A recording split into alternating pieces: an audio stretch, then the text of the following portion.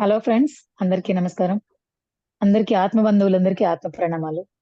ముందుగా మన మైత్రేయ బుద్ధుడైన బ్రహ్మర్షి పితామహ పత్రిజీ గారికి, అమ్మ స్వర్ణమాల పత్రి గారికి, ఈ టీం జగద్గురు సభ్యులందరికీ మరియు ఈ టీం రన్ చేస్తున్న నరేంద్రాసురి గారికి, అరుణజ్యోతి మేడం గారికి మరొక్కసారి ఆత్మ ప్రణామాలు తెలియజేసుకుంటూ ఈరోజు మనం అపో దీపో భవ అనే కార్యక్రమంలో గురువు యొక్క మహత్యం గురించి మనకు చెప్పడానికి పద్మలత మేడం గారు ఇచ్చేస్తున్నారు. ఫ్రెండ్స్, మేడం గారిని ఒకసారి ఆహ్వానించుకుందాము. హలో మేడం, నమస్తే.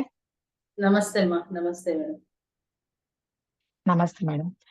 ఒక్కసారి మనం క్లాస్ మొదలు పెట్టుకునే ముందు పత్రిజీ గారి సందేశం ఒకటి తెలుసుకొని ఆ తర్వాత స్టార్ట్ చేసేద్దాం మేడం. పత్రిజీ గారి సందేశం: ఒక కృష్ణుడు నోరు విప్పాడు, భగవద్గీత వచ్చింది. యేసు ప్రభువు నోరు విప్పాడు, క్రిస్టియానిటీ వచ్చింది, అంటే బైబిల్ వచ్చింది. ప్రవక్త మహమ్మద్ నోరు విప్పాడు, ఖురాన్ వచ్చింది. మనమందరం నోరు విప్పాలి. ఏం వస్తుందో తెలుసుకుందాం. ధ్యానం చేసి నోరు విప్పాలి. ధ్యానం చేయకుండా నోరు విప్పితే అంత అపస్వరాలు వస్తాయి. ధ్యానం చేస్తే నోట్లో నుంచి సుస్వరాలు వస్తాయి, సుజ్ఞానం వస్తుంది. ధ్యానం చేయకుండా నోరు విప్పితే కుజ్ఞానం వస్తుంది, అపస్వరాలు వస్తాయి. ప్రపంచానికి అవి ఇంకా చెడుపుని చేస్తాయి. అసలు ధ్యానం చేయని వాడు ఎవ్వరు నోరు విప్పకూడదంట.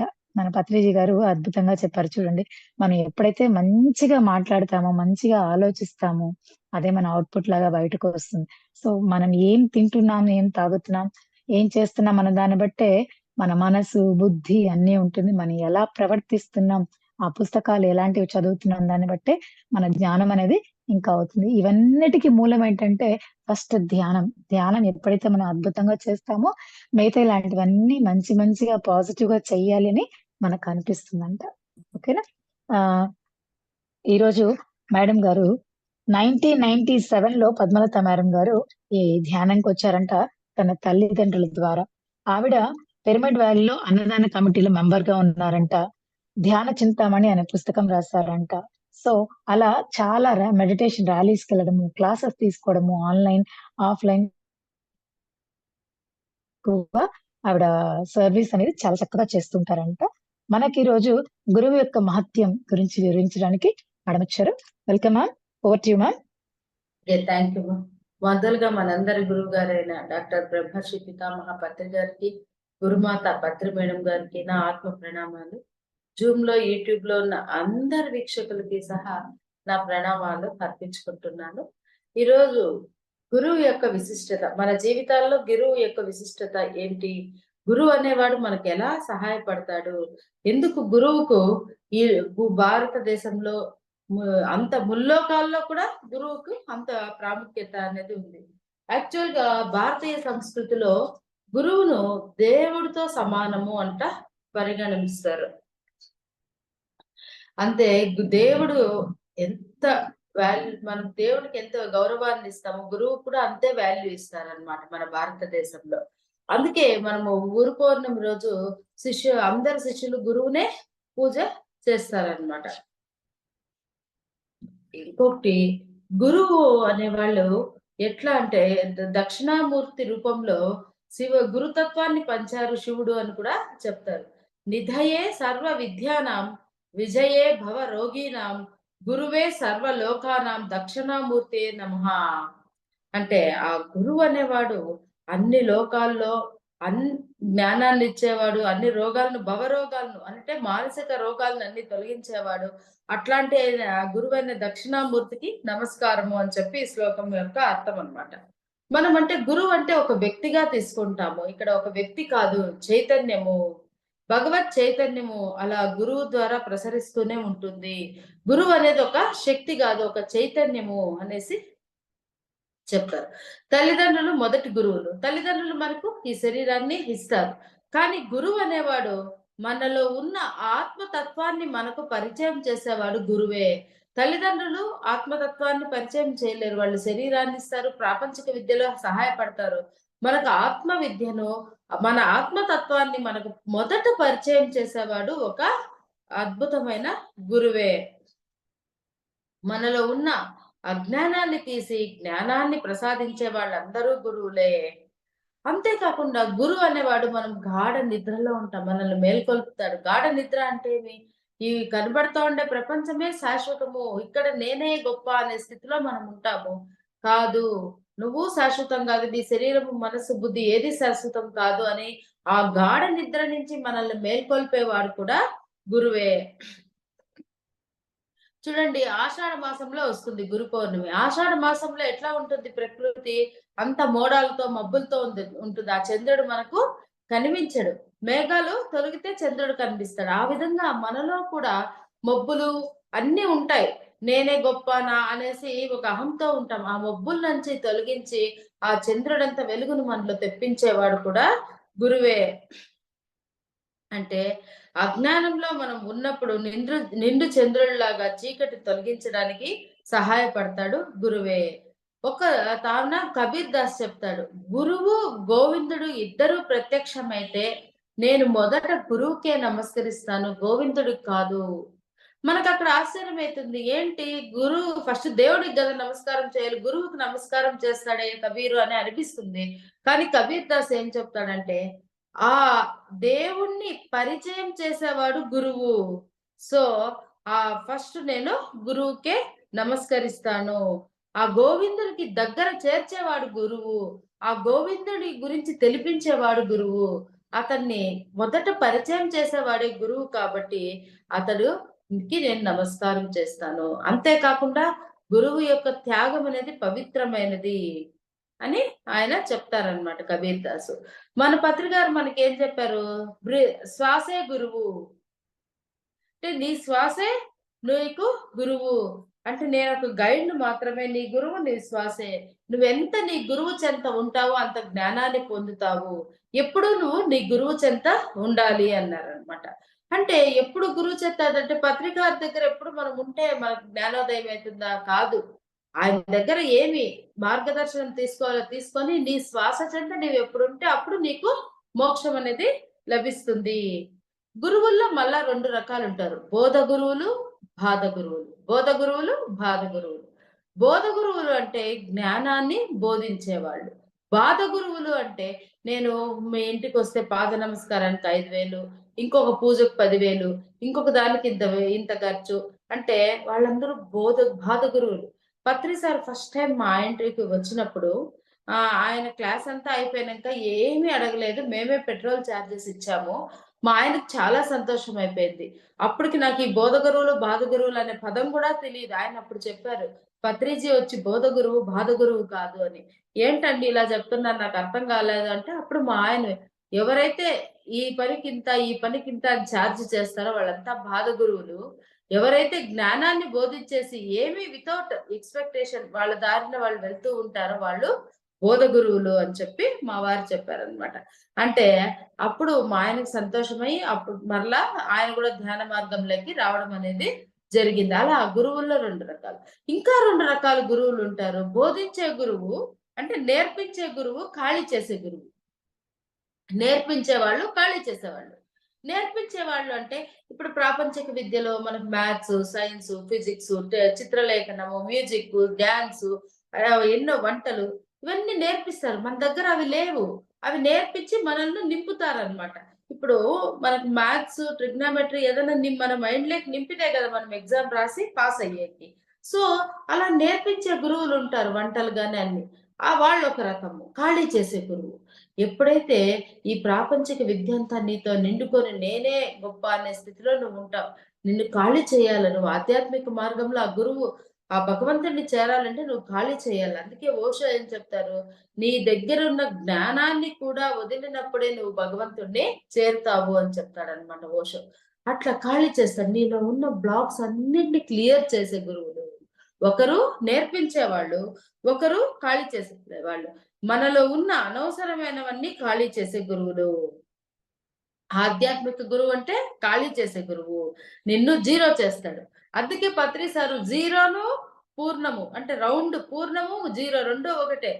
జీరో స్టేట్ అంటే పూర్ణ స్థితి అని కూడా పత్రి సార్ తులసి దళంలో మనకు చెప్పారు.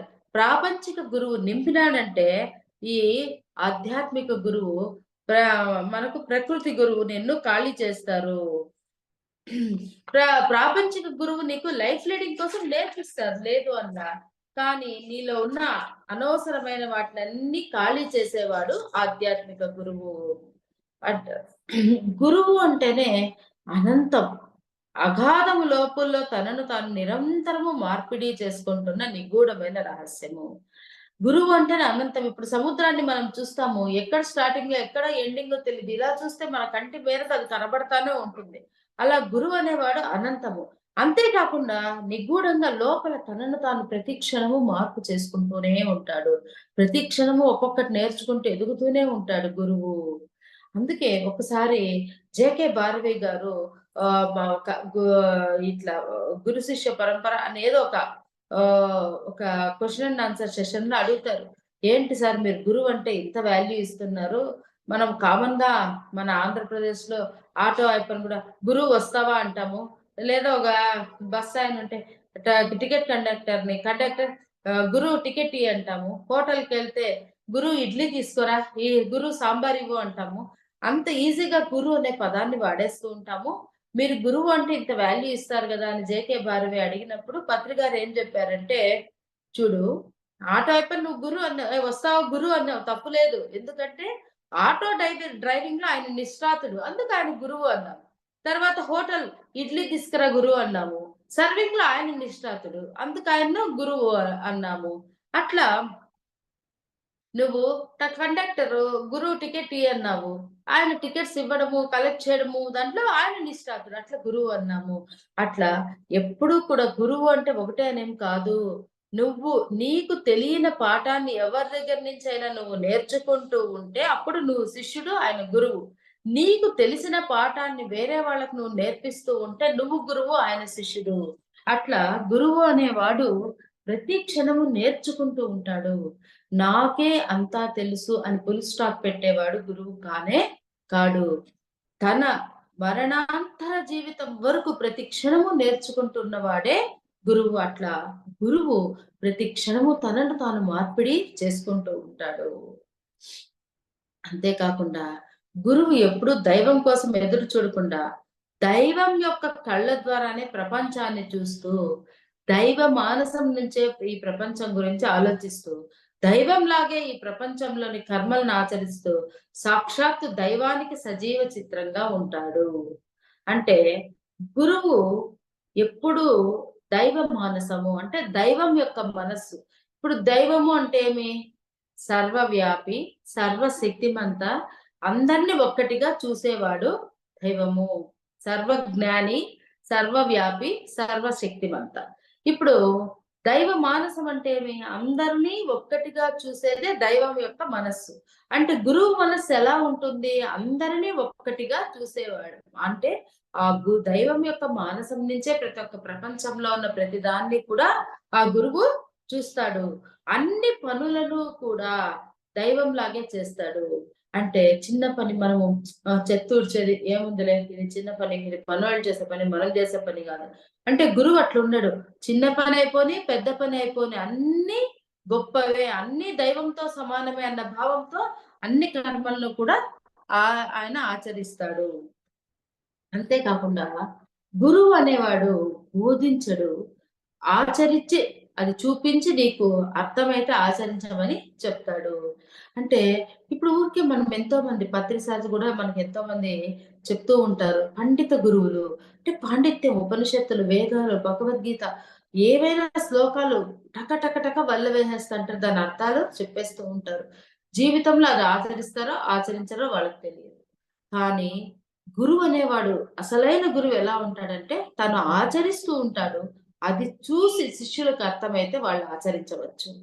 అందుకే శంకరాచార్యులను ఏమన్నారు? శంకరాచార్యుడు. ఆచార్యుడు అంటే అర్థం ఏమి? ఆచరించి ఆచరింప చేసేవాడు ఆచార్యుడు. అందుకనే శంకరాచార్యులు, మధ్వాచార్యులు అని మనం ఆచరించ చేసేవాళ్ళు. అట్లా పత్రిసారి చూడండి, మనం ఎన్నో ధ్యాన యజ్ఞాలకు వెళ్తాము. ఈయన లక్షాంతర పుస్తకాలు చదివినాడు. ఆయనకు తెలియని నాలెడ్జ్ ఏమీ లే, చూసే అలా కనబడతాడు అంతే. కానీ అక్కడ వేరే వేరే అంటే గురు సాంగత్యం అనే ప్రోగ్రామ్ మనం చేస్తాం సాయంకాలం. ఎంతో మంది గురువులు వచ్చి ఈయనకు తెలిసిన విషయాలను ఆయన బోధిస్తూ ఉంటారు. ఆయన వినయంగా వింటారు. తర్వాత వాళ్ళకి కాళ్ళకు కొంత గంధం పూసి, చెంపలకు గంధం పూసి, శాల్వా కప్పి సన్మానం చేస్తాడు. అంటే పత్రికారికి అంతా తెలుసు.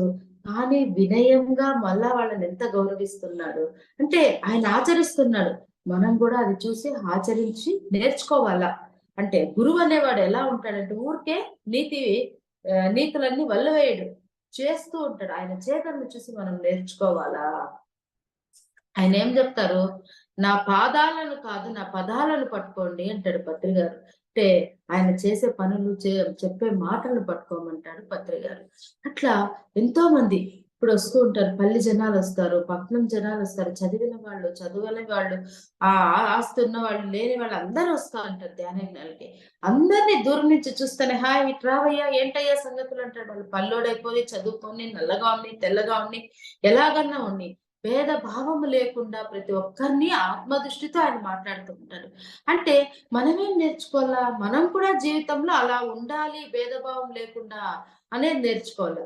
అట్లా ఆయన ఆచరించి చూపించేవాడు గురువు కానీ బోధించేవాడు గురువు కాదు. అంతేకాకుండా గురువు ఎప్పుడూ సత్య సమూహంతో ఉంటాడు. ఆ ఆయన దగ్గర ధనబలం ఉండదు, సత్య బలం ఉంటుంది. అంటే అసలైన గురువు, నిజమైన గురువు దగ్గర ధనబలం ఉండదు, సత్య బలం ఉంటుంది.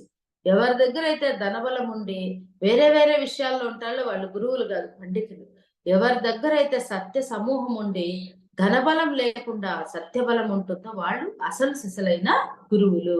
ఇప్పుడు మన పత్రికా జోబిలో ₹1 ఉండదు, కానీ విదేశాలకు వెళ్ళి వస్తా అంటారు. అన్ని ప్రోగ్రామ్స్ చేస్తుంటారు. ఆయన దగ్గర ఏముంది? సత్య బలము. ఏంటి సత్యము? ఆత్మ సత్యము. అందరిలో ఉన్నది ఆత్మతత్వము. అందరినీ ఆత్మతత్వంతో దర్శించాలి. ఇది సత్యం. ఆయన దగ్గర సత్యబలము చాలా ఉంది, ధనబలం లేదు. కానీ ఆ సత్యబలం ఏం చేస్తుంది?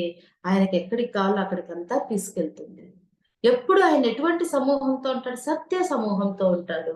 మనకెప్పుడు పత్రిక చెప్పేవాడు కదా, పేకాట పైన ఇష్టం ఉండేవాడు ఆ పేకాట ఆడే వాళ్ళతో ఉంటాడు. డ్రింకింగ్ ఇష్టం ఉండేవాళ్ళు వాళ్ళ సమూహంతో ఉంటాడు. పత్రికారు ఎప్పుడు ఎలాంటి సమూహంతో ఉండేవాళ్ళు?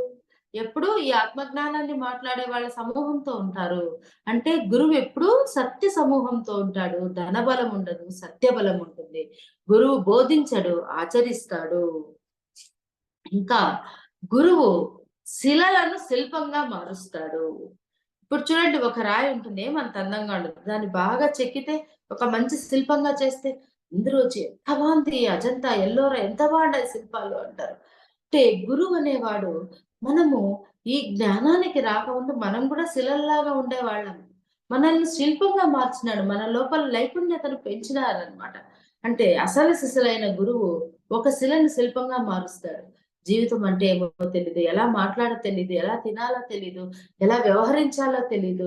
ప్రతి ఒక్కటి మనల్ని ఈ నీ వాక్కు 10 మాటలు మాట్లాడేది ఒక మాట మాట్లాడు, ఒక్క మాట కూడా అవసరం లేని చోట సైగలతో ఉండు అని వాక్కుని సరి చేసినాడు. ఎలా తినాలి? ఆయన మసాలాలన్నీ వేసుకొని ఆ వెజిటబుల్ యొక్క రుచి లేకుండా తినేవాళ్ళు చాలా మంది. ఆ వెజిటబుల్ యొక్క రుచిని ఆస్వాదించాలి అని అలా నేర్పించాడు. ధ్యానం నేర్పించాడు. ఆత్మతత్వం అంటే ఏమిటి అని నేర్పించాడు. జీవించే కళను మనకు నేర్పించారనమాట. అసలైన గురువు ఏం చేస్తాడు అంటే ఒక శిలను మనం ఎప్పుడైతే జీవించే కళ లేదో శిలకు మనకు ఎటువంటి సంబంధం లేదు. ఆ శిలలాగే మనం ఉంటాం. మనం మనుషులుగా కదులుతూ మెదులుతూ ఉన్న పాషాణంలాగే ఉంటాం. ఎప్పుడైతే జీవించే కళను మనం నేర్చుకుంటామో అప్పుడు శిల్పంగా మారతాము. మనలో నైపుణ్యత అనేది పెరుగుతుంది. చూడండి, ఒక 10 నిమిషాలు మనము స్కూల్లో ఏదన్నా ఒక మాట్లాడాలి స్టేజ్ పైన అంటేనే బెరుకుగా ఉండే వాళ్ళందరూ ఈ పొద్దు జూమ్‌లో కావచ్చు, ఆఫ్‌లైన్‌లో కావచ్చు, ఆన్‌లైన్‌లో కావచ్చు, ఎంతో చక్కగా క్లాసులు చెప్తున్నారు. చాలా మంది, వేలాది మంది చెప్తున్నారు. అంటే ఇదంతా ఎక్కడి నుంచి? ఆ గురువు శిలగా ఉన్న మనల్ని శిల్పంగా మార్చాడు. అట్లా గురువు శిలను శిల్పంగా మారుస్తాడు. మొహమాటం అనేది ఇంత కూడా లేనివాడు గురువు. ఎవరి దగ్గర మొహమాటం ఉంటుందో వాళ్ళు గురువులు కాదు. మనం కూడా పక్కింటోళ్ళు ఏమనుకుంటారో, బంధువులు ఏమనుకుంటారో, వాళ్ళేమనుకుంటారో, వీళ్ళేమనుకుంటారో అనే తత్వంతో ఉన్నాం. ఇలాంటి తత్వాలతో ఎవరైతే ఉంటారో వాళ్ళు గురువులు కాదు. పత్రికారు చూడండి, విగ్రహారాధన వద్దు. ఎందుకు? విగ్రహంకే మీరు దేవుడు పరిమితమైనాడు అనే పరిమిత భావంతో మీరున్నారు. అణువణువులో భగవంతుడు ఉన్నాడు. ఆ అణువణువులో మీరు ఆరాధించండి అని నిర్మోహమాటంగా చెప్పారు. కర్మకాండలు వద్దు. ఎందుకు? ఈ కర్మకాండలు అనేవి శరీరానికి సంబంధించింది. మీరు ఆత్మలు. ఆత్మకి కర్మకాండంతో పనేంటి అని చక్కగా నిర్మోహమాటంగా చెప్పారు. అట్లా ప్రతి ఒక్క విషయాన్ని వెజిటేరియనిజం ఆ మాంసాహారం అనేది నిషిద్ధమని ఎంతో మంది గురువులకు తెలిసినా చెప్పేవానికి భయపడేవారు. కానీ మొహమాటం లేకుండా పత్రి గారు తెలిపారు. ఎన్నో విషయాలు ఆయన ఎక్కడా మొహమాట పడలేదు. అలా పత్రి గారి లాగా ఎవరైతే మొహమాటం లేకుండా అంటారో వాళ్ళందరూ కూడా గురువులే. అంతేకాకుండా గురువు నీ ఆలోచనకు దొరకడు. మీరు బాగా మీ అనుభవాల్లోనే ఇది చెక్ చేసుకోవచ్చు ఫ్రెండ్స్. ఇప్పుడు మనకు పత్రి సార్ మన ఊరికి వచ్చినాడనే తెలీదు. ఎవరో ఇంట్లో ఉంటారు. సడెన్‌గా వాళ్ళు ఫోన్ చేస్తారు రాండి అంటే, మనం ఎటువంటి ఆలోచన లేకుండా ఫటాఫట రెడీ అయ్యి వాళ్ళ ఇంటికెళ్ళిపోతాం. వెళ్ళిపోయినప్పుడు ఆయన ఎంతో అద్భుతంగా క్లాస్ చెప్పడము, మనతో చక్కగా మాట్లాడడము, మనల్ని కూర్చోబెట్టి భోజనం వడ్డించడం అన్నీ చేస్తారు. మనం ఏ ఎక్స్‌పెక్టేషన్‌లో పోలే. అప్పుడు అలా చేశాడు. నెక్స్టు మళ్ళా 1 మంత్ తర్వాత వ్యాలీకో ఎక్కడికో వచ్చాడని సార్ తెలిసి నువ్వంతా ప్రీ ప్లాన్ అబ్బా! నన్ను ఇంతకు ముందు సార్ ఎంత బాగా ఆదరించాడు, భోజనం పెట్టాడు, ఎంత చక్కగా మాట్లాడాడు అని ఎప్పుడు నాతో అలాగే ఉంటాడు సారు అని ఒక ఆలోచనతో నువ్వు వెళ్ళావంటే నీ ఆలోచనకి ఆయన దొరకడు. ఆ రోజు అన్ని రివర్స్‌గా చేస్తాడు. నిన్ను నరచడమో, తిట్టడమో, నీకు భోజనం పెట్టుకోకపోవడమో, పో వెళ్ళిపో ఇక్కడి నుంచి అనడమో అంటాడు. అంటే నీ యొక్క ఆలోచనకు గురువు బందీ కాడు. ఎందుకంటే ఆయన బంధం నుంచి విముక్తుడైన వాడే గురువు. నీ ఆలోచనలకు ప్రతి ఒక్కరి ఆలోచనలకు ఆయనకు బందీ అయిపోతూ ఉంటే ఆయన గురువు ఎలా కాగలుగుతాడు? సో, ఆ గురువు అనేవాడు నీ ఆలోచనలకు దొరకడు. నువ్వేం ఆలోచన చేస్తావో దానికి అక్కడ విరుద్ధంగా ఉంటాడు. అలా ఆయన ఎక్కడా గూడా నీకు దొరకడు. అంతేకాకుండా గురువు అనేవాడు పరువు ప్రతిష్ఠ వైపు పరిగెత్తడు. మనము అయ్యో! మా బిడ్డకి ఇంజినీరింగ్‌లో సీట్ రాలేదు. పక్కింటోళ్ళు ఏమనుకుంటారో, బంధువులు ఏమనుకుంటారో అని ఎప్పుడూ పరువు ప్రతిష్ట నేనంతా ఐపీ ఎత్తేసినా, నాకన్ని నష్టాలొచ్చేసినాయి. ఇంక ఊరోళ్ళు నన్నెలా చూస్తారో అని ప్రతి క్షణము మనం పరువు ప్రతిష్ట వైపు పరిగెత్తుతూ ఉంటాము. గురువనేవాడు ఎక్కడా కూడా పరువు ప్రతిష్ట వైపు పరిగెత్తడు. అంటే గురువు ఆచరిస్తాడు, బోధించడు. శిలను శిల్పంగా తయారు చేస్తాడు. ఆయన దగ్గర ధనబలం ఉండదు, సత్యబలం ఉంటుంది. మొహమాటం ఉండదు. నీ ఆలోచనలకు దొరకడు. పరువు ప్రతిష్ఠ వైపు పరిగెత్తడు. ఇలా అద్భుతమైన గుణాలతో ఆయన ఉంటాడనమాట. గురువుల్లో మళ్ళా 3 రకాలు. గురువు, సద్గురువు, సమర్థ సద్గురువు. మీరు ఈ పేర్లు సచ్చరిత్రలో చదివింటారు. సమర్థ సద్గురువు, సద్గురువు, గురువు. గురువు అంటే ఏమి? ఫస్ట్ గురువు ఏం చేస్తాడు? నువ్వు శరీరం కాదు. నువ్వు మనస్సు, బుద్ధి, శరీరం కాదు అని మాత్రమే నీకు తెలిపేవాడు గురువు. ఆయన పని అక్కడికి అయిపోయింది. కానీ సద్గురువు ఏం చేస్తాడు? నువ్వు ఆత్మవి అనేది తెలుసుకోవడానికి నువ్వు సాధన చెయ్యాలి. నువ్వు శరీరం కాదు, మనసు, బుద్ధి కాదు. కానీ నువ్వు ఆత్మవు అనే అనుభవం నీకు కావాలంటే నువ్వు సాధన ద్వారా నువ్వు ఆత్మానుభవాన్ని పొందుతావు అని నీకు తెలిపేవాడు సద్గురువు. సమర్థ సద్గురువు ఏం చేస్తాడు? దైవం వేరు, నువ్వు వేరు కాదు. నువ్వే దైవానివి. నువ్వు దైవాన్ని ఎక్కడో చూస్తున్నావు. నీలో ఉండే దైవాన్ని నువ్వే దర్శించాలి. నువ్వే దైవానివి. నువ్వే పూర్ణత్వానివి. ఆ! అని ఇప్పుడు తల్లి నుంచి బిడ్డ వేరైంది. తల్లికి ఏ అవయవాలున్నాయో బిడ్డకు అవయవాలు ఆ నాలెడ్జ్ ఉంది. అలా నువ్వు భగవంతుడి నుంచి వచ్చావు. భగవంతుడిలో ఏవే గుణాలైతే ఉన్నావో అవన్నీ నీలో ఉన్నాయి. సర్వశక్తివంతము, సర్వజ్ఞానము, సర్వ వ్యాపత్వము అన్నీ నీలో కూడా ఉన్నాయి. నువ్వే ఆ దైవానివి అని దాన్ని నీకు పరిచయం చేసేవాడు సమర్థ సద్గురువు. అంతేకాకుండా నీకు ఇంకా క్లారిటీ ఇస్తాడు సమర్థ సద్గురువు. ఏది ఎలా ఉందో అలా చూడాలి అనే క్లారిటీని నీకు ఇచ్చేవాడు సమర్థ సద్గురువు. ఇప్పుడు చూడండి, వస్తువుల్లో మనం చూస్తాం. మిరపకాయని మిరపకాయలాగే చూస్తాం. ఇది కారం ఉంటుంది, చక్కెరని తీపి ఉంటుంది, బెల్లము తీపి ఉంటుంది, చింతపండు పులుపు ఉంటుంది. దానికి ఏ గుణం ఉందో దాన్ని రకంగానే చూస్తాం. దానికి ఇప్పుడు వంట చారు చేయాలంటే చింతపండే వాడతాము. నువ్వు చక్కెర ఏమీ వాడవు. అదే ఒక చిత్రాన్నం చేయాలంటే మిరపకాయలనే వాడతావు. ఎత్తి చక్కెర ఎయ్యవు. అంటే దేన్ని దేనికి ఉపయోగించాలో అని నీకు వస్తువుల్లో తెలుసు. అలాగే మనుషులు కొందరు లోభత్వంతో ఉంటారు, కొందరు ద్వేషంతో ఉంటారు, కొందరు అహంకారంతో ఉంటారు, కొందరు జ్ఞానం లేకుండా ఉంటారు, కొందరు అప్పుడే జన్మ తీసుకొని శైశవాత్మగా ఉంటారు. కానీ మనం ఏం చేస్తాము? వాళ్ళని వాళ్ళలాగా చూడము. వాళ్ళు నాలా మారిపోవాలి, నేను చెప్పింది వినాలి, నాలాగా జీవించాలి, నేను చెప్పింది కరెక్ట్ అనాలి అనే ఒక భావంతో ఉంటాము. సద్గురువు ఏం చేస్తాడు? సమర్థ సద్గురువు ఏది ఎలా ఉందో క్లారిటీగా దాన్ని అలాగే చూడడము నేర్చుకో. నీకు నీతులు బోధించడు. ఎలా ఉంటాయి నీకు అలాగే చూపించేవాడు గురువు. అవును, మీ అత్తగారు గట్టిగానే ఉంటుంది. నిన్నరుస్తుంది. కరెక్టే. హ్మ్. ఆవిడ మారడానికి ఏమీ లేదు. ఆవిడను నువ్వే సెలెక్ట్ చేసుకొనొచ్చావు. నేను ఆమె కష్టాలు పెడుతున్నప్పుడు జ్ఞానోదయం పొందుతానని నువ్వే సెలెక్ట్ చేసుకొనొచ్చావు. So, accept her. నీ కోడలు నీ మాట వినదు. ఆమె ఎప్పుడు బయట తిరుగుతూ షాపింగ్ చేసుకుంటూ ఉంటుంది. ఆమెను కూడా నువ్వే సెలెక్ట్ చేశావు. ఆమెను అలాగే యాక్సెప్ట్ చెయ్యి. అప్పుడు ఆమెలో మార్పొస్తుంది. అంటే ఏది ఎలా ఉందో అలా యాక్సెప్ట్ చేసేది, ఆ క్లారిటీ ఇచ్చేవాడు సమర్థ సద్గురువు.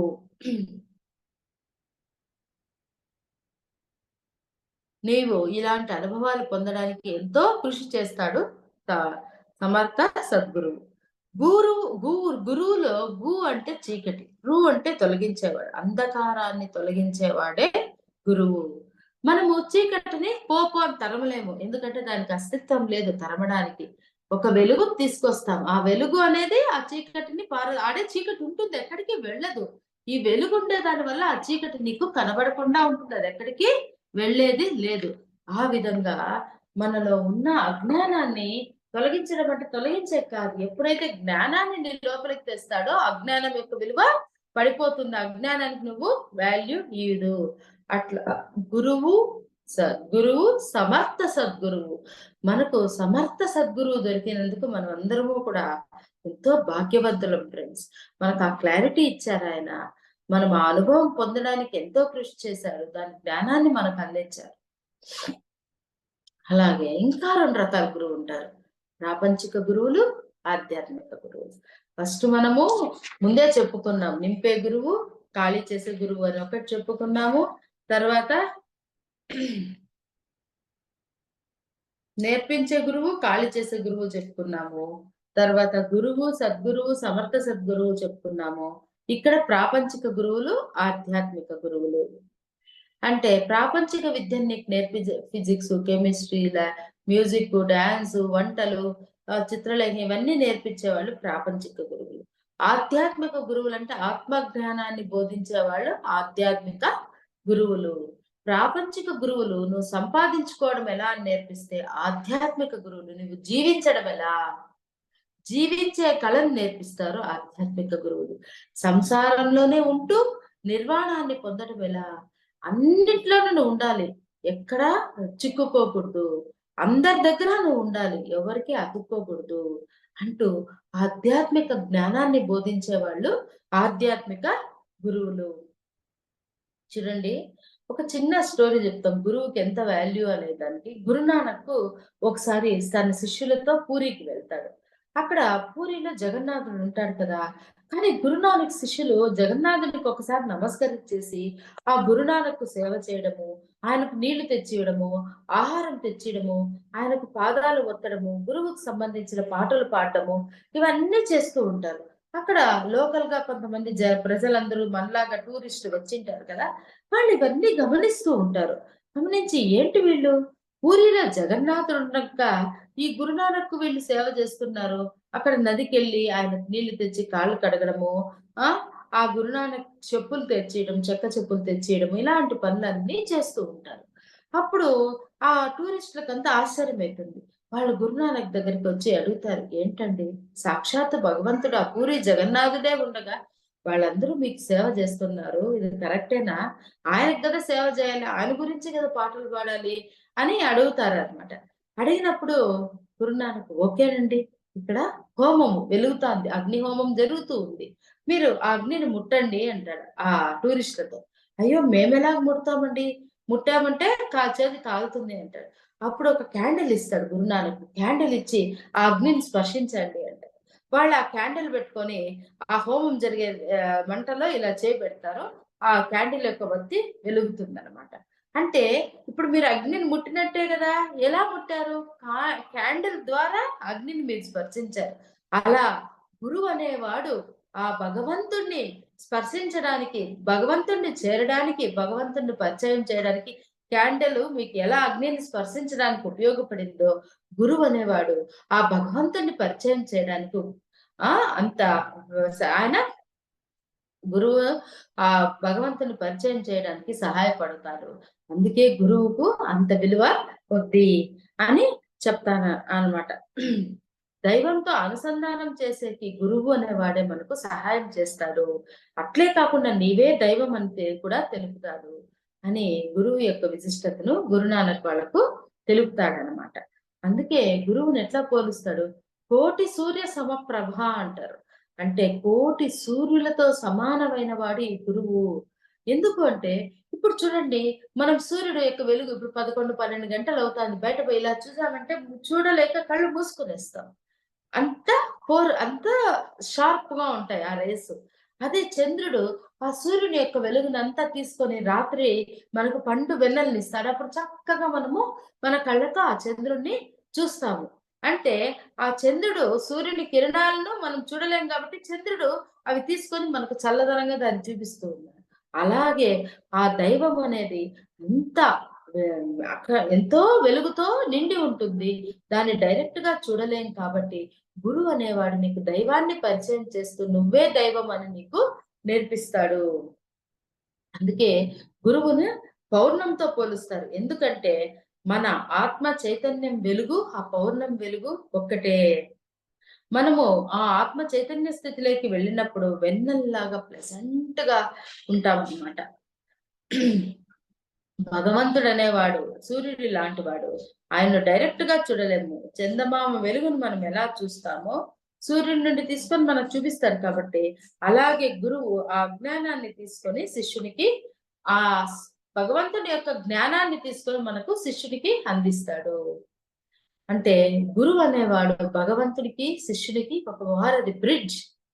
బ్రిడ్జ్ లాగా ఉంటాడు. ఆ దైవత్వాన్ని నీకు పరిచయం చేయడానికి, తర్వాత నీలో ఉన్న దైవత్వాన్ని నీకు చూపించడానికి ఒక బ్రిడ్జ్ లాగా, ఒక వారధిలాగా ఆయన సహాయపడతాడు. గురుబోధలో గురు గురించి ఒక శ్లోకం ఉందండి. ధ్యాన మూలం గురుమూర్తి, పూజా మూలం గురుపథం, మంత్ర మూలం గురువాక్యం, మోక్ష మూలం గురుకృప. ధ్యాన మూలం గురుమూర్తి అంటే ధ్యానానికి మూలం ఎవరు? గురువు యొక్క మూర్తి, గురువు స్వరూపము. గురువు ఇప్పుడు చూడండి పత్రిజీ అంటానే మనకు ధ్యానం చేయాలని ఒక ఇన్స్పిరేషన్ వస్తుంది. శివుడు అంటే ధ్యానం చేయాలని ఒక ఇన్స్పిరేషన్. బుద్ధ అంటే ధ్యానం చేయాలని ఒక ఇన్స్పిరేషన్. అంటే గురువు యొక్క మూర్తి, గురువు యొక్క ఫిగరు, గురువు యొక్క రూపము మనకేం ఇన్స్పిరేషన్ ఇస్తుంది? ధ్యానం చెయ్యాలి అనే ఒక ఇన్స్పిరేషన్‌ను ఇస్తుంది. పూజా మూలం గురు పదం. నిజంగా మీరు పూజ చేయాలనుకుంటే, ఆత్మ పూజ చేయాలనుకుంటే, ఆత్మ పూజ మొదట చేసి తర్వాత గురువు పూజ మనము చేయాలి. ఇక్కడ గురు పదం, గురు పాదం కాదు. గురువు పాదాన్ని కాదు మనం పట్టుకోవాల్సింది, గురు పదం. ఆయన ఏం చెప్పాడు? ఎప్పుడు నీకు టైం మిగిలితే అప్పుడు ధ్యానం చేయి. ఒక్క క్షణం వేస్ట్ చేయొద్దు. ఒక్కటి వృధా మాట మాట్లాడొద్దు. ఒక్క క్షణం నీ కళ్ళలో నుంచి ఎనర్జీని వేస్ట్ చేయొద్దు అన్నాడు. అంటే గురువు యొక్క పదాన్ని పట్టుకున్నావంటే నువ్వు ఏం చేరాలో అది చేరుతావు. గురు పాదం కాదు. నువ్వు పూజ చెయ్యాలంటే ఏం పూజ చెయ్యాలి? గురువు ఏ పదాలను చెప్పినాడో ఆ పదాలను పూజించాలి. పూజించాలంటే ఆ పదాలను ఓం రామ, ఓం నమః శివాయ అని చెప్పడం కాదు. అవిటిని చేయాలి. పూజ అంటే ఏమి? రిపిటేషన్. జపం అంటే ఏమి? రిపిటేషన్. అలా గురువు చెప్పిన పదాలను రిపీట్ చేయాలి అంటే ఆయన ఏం చెప్పారు? ధ్యానం చెయ్యి. అనవసరంగా మాట్లాడద్దు. అనవసరంగా చూడొద్దు. వేరే వాళ్ళ విషయాల్లో ఇంటర్ఫియర్ కావద్దు. ఇవన్నీ ఆ పదాన్ని నువ్వు పాటించాలి. అప్పుడు నువ్వు మోక్షానికి చేరుతావు. మూడోది మంత్రమూలం గురువాక్యం. గురువాక్యం మీద నీకెంత శ్రద్ధ ఉండాలంటే మంత్రంతో సమానమైనది అన్నంత శ్రద్ధ ఉండాలి. చూడండి ఇప్పుడు పత్రికారు కొంతమందికి "నువ్వు పిరమిడ్ కట్టవయ్యా" అంటాడు. వాడి దగ్గర ₹1 దుడ్డు ఉండదు. ఎస్ సార్ అనేసి పోయి స్టార్ట్ చేసేస్తాడు. కొంతమందికి నువ్వు పిరమిడ్స్ పాంప్లెట్స్ పంచు, కొంతమందికి నువ్వు శాకాహార ర్యాలీస్ చెయ్యి, కొంతమందికి నువ్వు 10 గంటలు ధ్యానం చెయ్యి అంటారు. నో అనకుండా వాళ్ళందరూ ఆ పనులు చేస్తారు. మనందరికీ ఇది ఎంతో మందికి అనుభవమే. ఎందుకు చేస్తా ఉన్నారు? ఆయన వాక్కు ఒక మంత్రంలా అక్కడ పనిచేసింది. చూడండి, పూర్వకాలంలో ఋషులు నీళ్ళు ఇలా చల్లి నువ్వు శిలవైపో అంటే శిలవైపోతన్నారు. అంటే ఆయన మాటకి అంత శక్తి, బలము ఉన్నింది. ఎప్పుడొస్తుంది ఆ బలము? సాధన చేసి, వాళ్ళ ఆచరణ చేసి, జీవితంలో అది అనుభవిస్తూ ఉన్నప్పుడు, ఏదైతే వాళ్ళు అనుభవించి చెబుతారో ఆ మాటకు మంత్రం యొక్క శక్తి ఉంటుంది. ఎవరైతే ఊరికే పండిత జ్ఞానంతో చెప్తారో ఆ మాటకు శక్తి ఉండదు. ఇప్పుడు చూడండి, మన పిల్లోళ్ళకు మీరు భోంచేసేటప్పుడు టీవీ చూడొద్దు, టీవీ చూడొద్దు అంటారు. కానీ వాళ్ళు చూస్తూనే తింటారు. ఎందుకు? మనం ఆచరణ చేయలేదు. ఎవరైతే వాళ్ళు స్కూల్‌కి వెళ్ళిపోయినాక మనం టీవీ చూస్తూ భోంచేస్తాం. సో, వాళ్ళు అదే పని రిపీట్ చేస్తారు. ఎవరైతే వాళ్ళు ఏం చేస్తారో అది పిల్లలకి చెప్తే వాళ్ళు ఆచరిస్తారు. అంటే గురువు వాక్యం ఎలా ఆచరించాలి? మంత్రంతో సమానంగా మనం తీసుకోవాలి. గురువాక్యం మంత్రమూలం గురువాక్యం. ఎప్పుడైతే ఆ ప్రతి గురువు చెప్పిన దాన్ని ప్రతిదీ నువ్వు పాటిస్తావో నీకు వాక్కు కూడా అంత మంత్రంలాగా తయారైతుంది. గురువు వాక్యాన్ని, గురువు చెప్పిన ఆ సిద్ధాంతాన్ని మంత్రంలా భావించి దాన్ని నీ జీవితంలో ఆచరిస్తే ఆటోమేటిక్‌గా గురు కృప వచ్చినప్పుడు నీకు మోక్షం అనేది వస్తుంది. 4వది మోక్షమూలం గురు కృప. ఎప్పుడైతే గురు కృప ఎప్పుడైతే గురువు చెప్పింది నువ్వు ఆచరిస్తావో ఆ కృప నీ మీద మెండుగా ఉంటుంది. అప్పుడు మోక్షం లభిస్తుంది. మనిషి గురువు ఉన్నా లేకపోయినా మోక్షాన్ని పొందవచ్చు. అంటే ఇప్పుడు మనం కూడా మోక్షాన్ని పొందవచ్చు. ఒక గురువు అంటే మనిషి రూపంలోనే గురువు ఉండక్కర్లా. ఒక చెట్టును గురువుగా చేసుకోండొచ్చు. ఒక పక్షిని, ఒక ప్రాణిని. బుద్ధుడు ఎన్నో పక్షులు, జంతువుల నుంచి జ్ఞానాన్ని నేర్చుకున్నాడు. చూడండి, మనం భూటాన్‌కెళ్తే ఒక బుద్ధ బొమ్మ ఉంటుంది. పక్కలో పాము, ఒంటె, గుర్రము ఏవేమో బొమ్మలేసింటారు. మీరు భూటాన్ వెళ్తేనో అట్లా ఎక్కడైనా బుద్ధ ఆరామాలు వెళ్తే. ఎందుకంటే గురువు ఎన్నో పక్షుల నుంచి, జంతువుల నుంచి, వృక్షాల నుంచి, ప్రతి ఒక్క దాని నుంచి జ్ఞానాన్ని నేర్చుకున్నాడు. అట్లా మనకు మనిషి రూపంలోనే గురువు ఉండకపోవచ్చు. ఒక ప్రకృతి రూపంలో, ఒక జంతువు రూపంలో ఎట్లైనా ఉండొచ్చు. దత్తాత్రేయుడు కూడా చూడండి 21 మంది గురువుల దగ్గర నేర్చుకున్నాను అంటారు. అలా ఒక జంతువు కావచ్చు, పక్షి కావచ్చు, ఏదైనా కావచ్చు, చెట్టు కావచ్చు, సకల జీవరాశుల్లో ఏదైనా నీ గురువు అనేది కావచ్చు. కానీ నీకు గురువు అనే విశ్వాసం దాని మీద ఉండాలి. అప్పుడు అది నేర్పిస్తుంది. ఏకలవ్యుడు చూడండి, ద్రోణాచార్యుడు నేర్పించలేదు. ఆయన విగ్రహాన్ని పెట్టి 100% నమ్మకంతో ఉన్నాడు. అన్ని విలువిద్యలు నేర్చుకోగలిగినాడు. అట్లా నీకెంత విశ్వాసం నీ గురువు పైన ఉంటే అంత నువ్వు ముందుకు మోక్షాన్ని పొందగలుగుతావు. ప్రకృతిని చూసి కూడా మోక్షాన్ని పొందిన వాళ్ళు ఎంతో మంది ఉన్నారు. అందుకే మన భారతదేశంలో గురువు అంటే చాలా ప్రాధాన్యత ఉంది. ఆ గురువు యొక్క వాక్యాన్ని మనం పాటిస్తే మనం జీవితంలో మోక్షాన్ని, గురు కృపను పొందొచ్చు. ఆ దైవమే మనమని కూడా మనకు అవగాహన చేసుకోవచ్చు. ఇలాంటి అద్భుతం అవకాశం ఇచ్చిన ఈ ఛానల్ సభ్యులందరికీ కూడా నేను ధన్యవాదాలు తెలుపుకుంటున్నాను. Thank you. Very much friends. Thank you Padmalatha ma'am. చాలా చక్కగా చెప్పారు గురువు గురించి, గురువు ప్రాముఖ్యత గురించి, అసలు గురువు అంటే ఎవరు, ఆ అజ్ఞానాన్ని, అంధకారాన్ని తొలగించేవాడు గురువు. భారతదేశంలో మనం నిజంగానే గురువుకి ప్రాముఖ్యత చాలా ఎక్కువ. ఎన్నెన్నో దేశాల్లో చూస్తున్నాం. కానీ మనకుండే కల్చర్ కి, ఆ సంస్కృతికి చాలా పెద్దపీట వేస్తారు గురువుకి. అది ఎలా అని చాలా చక్కగా చెప్పారు. కబీర్ దాస్ గారు గురువుకే నమస్కరిస్తారంట గోవిందుడు కనిపించినా. ఎందుకంటే ఆయన ఆ జ్ఞానాన్ని, ఎవరైతే ఆత్మ జ్ఞానాన్ని అని బోధించి ఇది ఉన్నారో తెలుసుకొని ఆ గురువుకి మధ్యవర్తి తత్వం, అంటే అందరినీ కలుపుకుంటూ పోయి లాస్ట్ కి ఐక్యం చేస్తారు. ఆ భావంతో అందరితో ఉంటూ అందరినీ తీసుకెళ్తూ ఒక వారధి బ్రిడ్జ్ చేరుస్తారు. ప్రతి ఒక్క పాయింట్ చాలా చక్కగా చెప్పారు. గురువులో అసలు ఇంతమంది రకాలు ఉంటారా అనేసి జనరల్ గా ఏం తెలుసుకుంటాం, ప్రాపంచిక గురువులు, ఆధ్యాత్మిక గురువులు మనకి కామన్ గా తెలిసినది అనమాట. అంటే అక్కడ స్కూల్ గురించో, కాలేజెస్ గురించో ఆ నాలెడ్జ్ చెప్పేవాళ్ళు. ప్లస్ వచ్చి ఆధ్యాత్మిక స్పిరిచువల్ నాలెడ్జ్ అనేది మనకు అందించేవాళ్ళు. కానీ గురువుల్లో నేర్పించేవాళ్ళు, ఖాళీ చేసేవాళ్ళు, బోధ గురువులు, బాధ గురువులు. బోధ గురువులు అంటే జ్ఞానాన్ని బోధించేవాళ్ళు. బాధ గురువులు అంటే ఇప్పుడు చాలా మంది ఎక్కడికైనా పిలిస్తే నువ్వు నాకు ఎంత ఇస్తావు డబ్బులు, నువ్వు ఇస్తే నేను వస్తాను, నాకు ఇంత మర్యాద చేయాలి, నేను వస్తున్నాను, అంత హంగామాగా ఉండాలి, అలాంటి వాళ్ళ గురించి ఉంటాయి, రకరకాల వాళ్ళు ఉంటారు. బట్ ఇప్పటి వరకు దీనికి ఇలా అంటారా అని కూడా తెలీదు. బట్ చాలా చక్కగా కామన్ ఒక ఇదనేది ప్రతి ఒక్క దాంట్లో గురువు గురించి సుస్పష్టంగా తెలిసేట్టు ప్రతి ఒక్క పాయింట్ ని విడమర్చి చాలా చక్కగా చెప్పారు. సత్యబలం ఉండేవాడు గురువు, ధనబలం కాదు, సత్యబలం ఉండేవాడు గురువు. మన పత్రిజీ గారు ఇంకా చెప్పాల్సిన అవసరమే లేదు, ప్రతి ఒక్కరికి మీరు చెప్పినట్టు తెలుసు. ఆయన అన్నిట్లో చాలా ఉదాసీనతతో ఉంటారు. వెరీ వెరీ సింప్లిసిటీ అనేది ఆయన ఒక నిజంగా ఆయనకున్న కిరీటం. నాకైతే అనిపిస్తుంది ఎంత మంచి గురువు. సరే, ఇలాంటి గురువు దగ్గర మనం చేరాము. చేస్తున్నామంటే చాలా చాలా అది ఆనందం. ఆత్మానందం అంటమే, ఆనందం, ఆత్మానందం. నిజంగానే ఆనందంతో ఉప్పొంగిపోతున్నట్టు ఉంటుంది మనసు. చాలా చక్కగా చెప్పారు. గురువు శిల్పము ఉలి దెబ్బలకి శిల్పం తట్టుకుంటేనే, ఉలి దెబ్బలకి ఆ రాయి తట్టుకుంటేనే శిల్పంలా తయారవుతుంది అన్నట్లు గురువు ఎన్నెన్నో మనకి పెడుతుంటారు పరీక్షలు.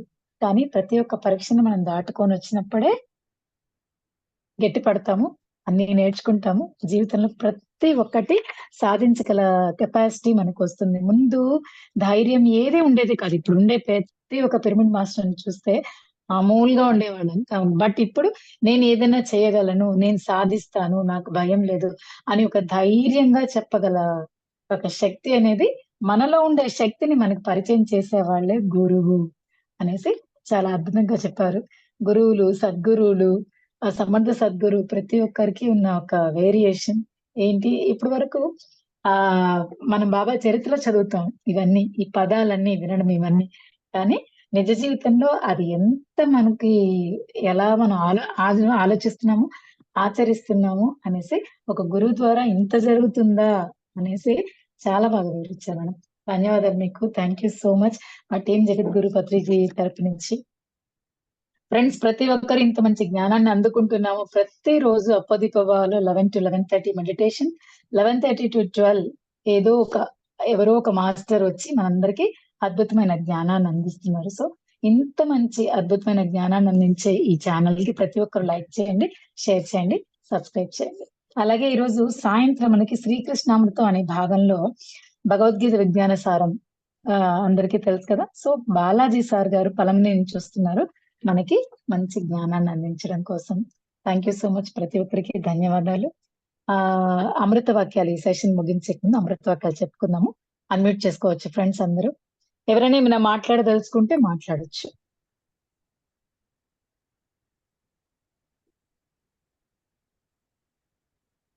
Yes madam.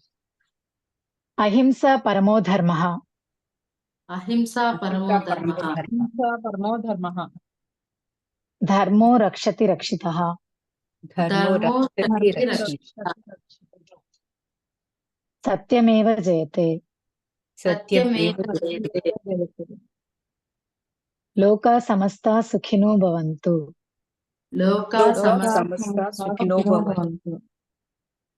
జయ హో బ్రహ్మర్షి పితామహ పత్రిజీ, జయ హో బ్రహ్మర్షి పత్రి.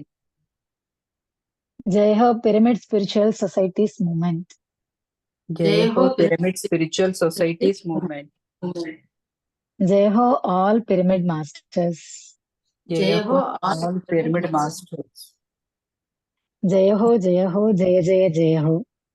జయ హో జయ హో జయ జయ జయ.